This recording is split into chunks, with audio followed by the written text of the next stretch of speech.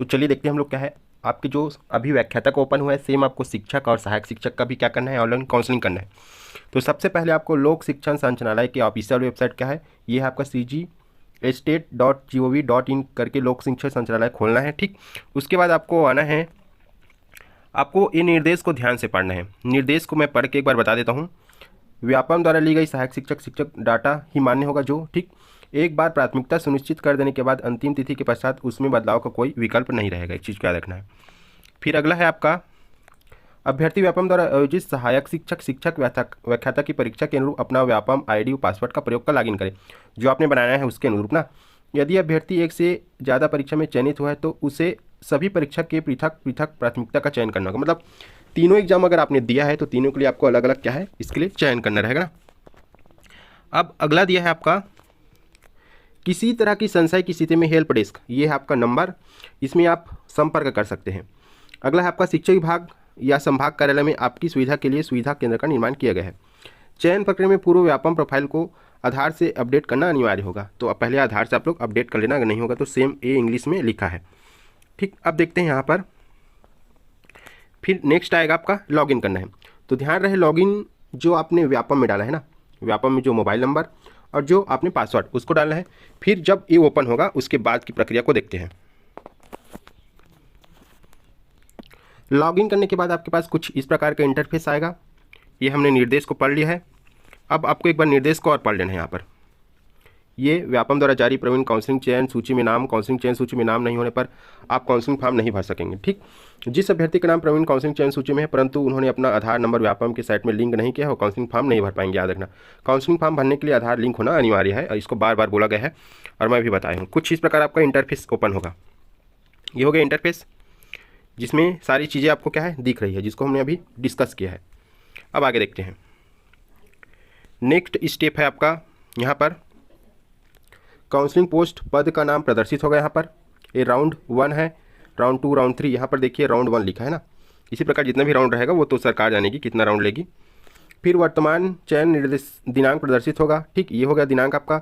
अभ्यर्थी द्वारा प्रेफरेंस चयन प्रदर्शित यहाँ होगा, क्लिक पर चुने। ठीक, और लॉगिन के बाद उसका वो दिखाई देगा। अब बात आती है ये, इसको आप लोग ध्यान से देखना है। ये जो है आपका व्यापम का है, इसमें लिखा है, ऊपर दी जानकारी को ध्यानपूर्वक पढ़ लें। ठीक, ये जो जानकारी है इसको ध्यान से पढ़ना है आपको। मैं आपको बता देता हूँ इस जानकारी को। तो ये जो जानकारी है इसको देखिए आप लोग। अपनी प्राथमिकता को सेट करने के लिए प्रत्येक स्कूल को ये वाला जो क्लिक का बटन है, ध्यान से देखिए, इसको चयन करना है। फिर अगला है आपका, अपनी प्राथमिकता को हटाने के लिए चयनित स्कूल, ये वाला क्लिक करना है। देखते रहिए आप लोग। अपनी प्राथमिकता बदलने के लिए एरो का निशान आपको चयन करना है। यदि आपने सभी विद्यालयों को वरीयता नहीं दी है तो कोई भी वरीयता नहीं दी तो कंप्यूटर स्वतः जो है अपने हिसाब से वरीयता दे देगा। याद रखना, वरीयता देना अनिवार्य है। नेक्स्ट देखते हैं, ये आपका वरीयता है। तो आपको कैसे वरीयता देना है, एग्जाम्पल यहाँ पर देके समझाया गया है।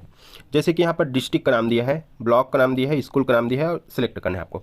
जैसे कि आपने धमतरी में, ठीक, धमतरी जिला एग्जाम्पल दिया है ना, आपको धमतरी नहीं मिलेगा, कुरुद ब्लॉक और ये स्कूल का नाम दिया है।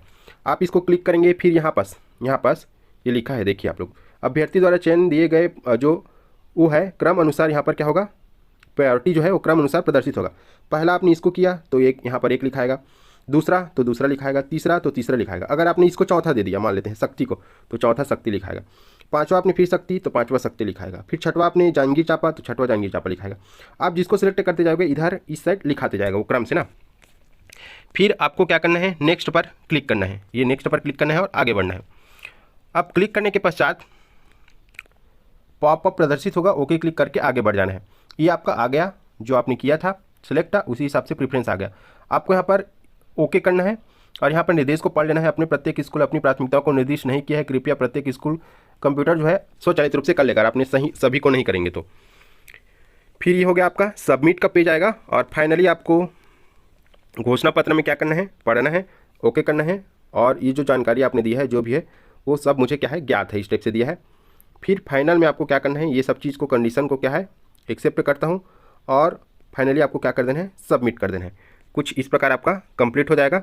तो और अधिक जानकारी के लिए आप लोग इस नीचे में कमेंट सेक्शन में कमेंट कर सकते हैं अगर जिसको और कोई जानकारी चाहिए तो वीडियो को देखने के लिए धन्यवाद आप सभी का। और वीडियो को क्या कीजिए, लाइक कीजिए, चैनल को सब्सक्राइब कीजिए और कृपया करके दोस्तों में ज़्यादा से ज़्यादा शेयर कीजिए।